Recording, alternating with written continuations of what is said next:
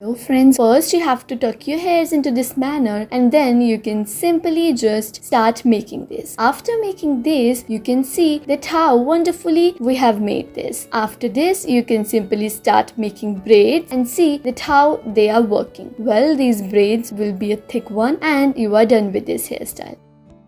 Now you have to first make a ponytail and then follow the steps that are being shown in this video. After inserting your hairs, you can take some hair strips along with your fingers and you can make a bun like this. And see, you are done with this.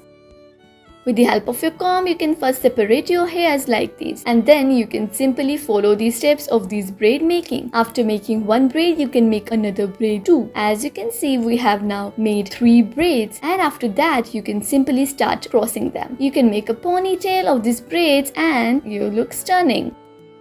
Well, for your next hairstyle, you first take the hair strips of front end and then take a rubber band. After applying the rubber band in this manner, you can simply make this bouncy hairstyle which will look really great with the help of some very easy steps. Now you can make a braid as it is being shown in this video. After making braids, you need to simply tuck them and you are done with it. Thanks for watching this video. Hope you guys enjoyed it.